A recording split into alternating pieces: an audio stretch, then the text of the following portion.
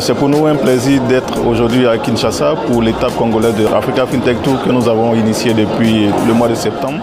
Alors nous avons le plaisir de recevoir ce jeune entrepreneur qui milite pour la promotion des entrepreneurs depuis 3 ans ici en RDC, à qui j'ai dit rapidement bonsoir Monsieur Chola. Bonsoir. Est-ce que vous allez bien? Très bien. Toujours en forme? Toujours.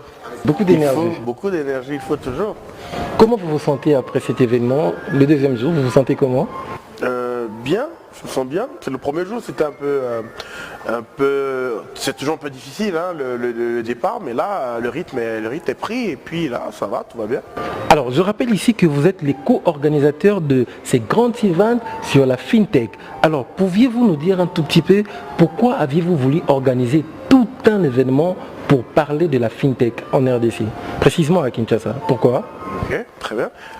La première raison, elle est évidente. La FinTech prend de l'ampleur dans le monde, partout ailleurs. Et en Afrique anglophone, c'est un secteur qui était très porteur, qui génère beaucoup de sous et beaucoup d'innovation. Et nous, en tant que pays francophone, on était un peu du reste, on était un peu en arrière par rapport à tout cela. L'autre chose, c'est comme moi je le dis, j'accompagne beaucoup d'entrepreneurs qui sont dans le e-commerce, qui sont dans plein d'autres domaines et avec la pandémie, il y a eu beaucoup de solutions, FinTech, beaucoup de solutions numériques, mais qui n'ont pas eu des moyens qui ne savent pas comment payer, comment réaliser les paiements. Donc la FinTech s'imposait à nous clairement. Et moi, en tant co-organisateur de la première édition, il était évident et naturel que quand le besoin s'est fait sentir pour organiser une deuxième édition, que je sois là et que je participe à cette organisation-là, parce que c'est d'abord par conviction. La conviction, c'est qu'on en a besoin.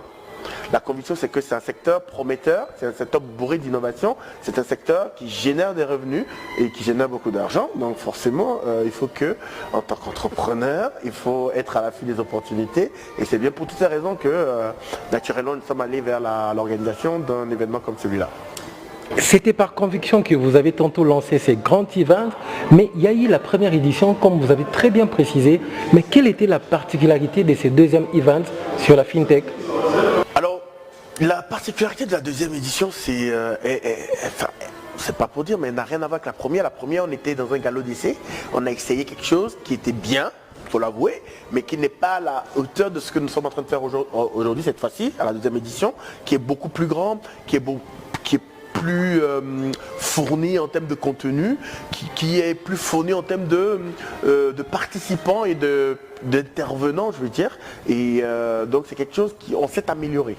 Hein. On s'est vraiment amélioré. La première édition, elle était ce qu'elle était bien, mais cette année, on s'est bien amélioré. On est à la deuxième journée. De toute façon, demain soir, on va voir encore, enfin demain toute la journée, on verra déjà beaucoup de choses, et le soir, on verra quand même, on aura un bilan clair, comparé peut-être à la première édition, mais clairement sur tous les plans, sur tous les aspects de l'event, on s'est amélioré, à part peut-être un aspect, la compétition, où on a fait un peu moins que la première édition malheureusement, mais bon, on a eu des contraintes qui ont fait cela, mais aujourd'hui on a quand même quelques solutions. C'est quoi les causes pour avoir moins de candidats, je sais pas? On a eu moins d'impact dans l'appel à candidature, n'a pas duré très longtemps parce qu'on a eu la contrainte de temps avec Covid. On ne s'est pas pris tôt pour l'organisation de l'événement, on ne savait pas si on pouvait l'organiser, on savait bien tout ce qui s'est passé, on n'était pas très sûr de l'organiser, donc ça fait qu'on n'a pas fait un appel à candidature assez vite pour qu'on ait beaucoup de temps,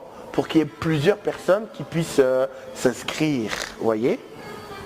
Alors que l'année dernière, on a eu tout le temps, on a eu quasiment 2 mois d'appel à candidature, on a eu beaucoup plus de projets, on a eu beaucoup plus de solutions, et cette année, on a eu à peine 2 semaines. Vous voyez, donc c'est ce qui explique cela. Alors, quand ceux qui nous suivent reconnaissent M. Choladins, je rappelle ici que vous êtes le fondateur de la KSA, vous êtes une icône, une figure emblématique dans le numérique en RDC. Chaque année, vous organisez des events, des grands événements. M. Chola, qu'est-ce qui se cache derrière cette motivation, je dirais cette dévotion pour promouvoir le jeune Congolais? Qu'est-ce qui se cache derrière tout ça? Où voulez-vous en venir avec ces jeunes entrepreneurs?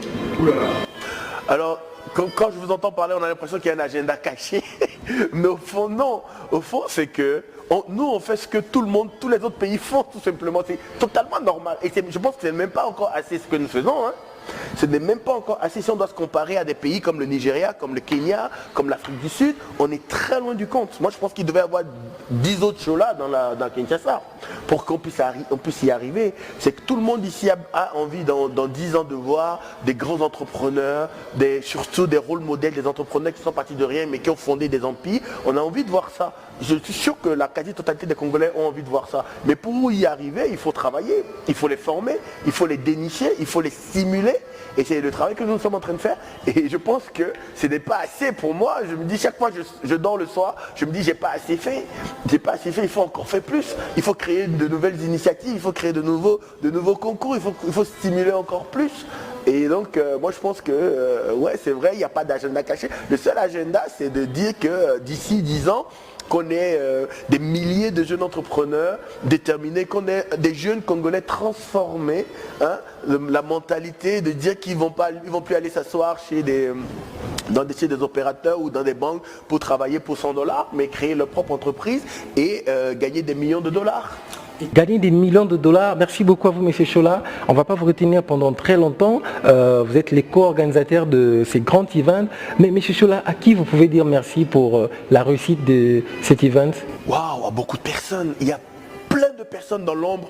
Nous, on est un peu visibles comme ça, on parle beaucoup devant les écrans, mais il y a beaucoup de personnes dans l'ombre qui ont fait un travail remarquable, extraordinaire pour que cet événement se tienne et se tienne avec beaucoup de réussite comme celui-là. Donc du coup, moi je remercie plein de personnes. Seulement, je ne peux pas citer de nom parce que j'ai peur que si je cite un nom et que j'en oublie un autre, comme tombe dessus. Mais ils sont nombreux et je pense que demain, ils vont tous passer devant votre caméra et vous les connaîtrez de toute façon. Très bien. Alors, l'avant-dernière question pour qu'on se quitte justement, M. Choladine. Vous avez intéressé les ministres de la jeunesse. M. Billy Kambade, je cite, vous avez invité quelques autorités. Le ministre de Pétensik, M. Gistan Kibassa, et vous avez invité aussi quelques ténors de la FinTech. Je cite M. Rivi Mukwam avec Maxi Cash, M. Landry Ngoya aussi avec Maï Chapey. Pourquoi aviez-vous voulu l'implication de l'État dans la FinTech, justement? Oui, c'est très normal qu'un secteur d'activité aussi délicat que la finance et la technologie, il faut impliquer les régulateurs, il faut impliquer l'État, parce qu'il n'y a aucune solution FinTech qui peut se déployer aujourd'hui sans autorisation de la Banque centrale. Et si c'est le cas, la Banque centrale peut la fermer du jour au lendemain. Et donc nous, l'idée de la FinTech, c'était de mettre sous une même plateforme tous les acteurs, des gens qui interviennent dans l'élaboration, dans la conception, dans la création de la FinTech pour qu'il y ait dialogue, pour qu'il y ait compréhension, qu'il y ait harmonisation, que chacun comprenne le rôle de l'autre pour que l'industrie, l'écosystème soient en fait solidifiés, consolidés et stimuler de nouvelles solutions. Voilà. Merci beaucoup, nous sommes arrivés à la fin, mesdames, messieurs. Dernière question, on se quitte avec vous. Le meilleur projet pour vous, les 3 projets retenus, vous choisissez lequel? Oula. Impossible pour lui de reprendre, mesdames, messieurs. Il a dit oula, il s'appelle Choladins. On l'a reçu spécialement pour ces 2e jours et demain, ça sera la finale, mesdames, messieurs.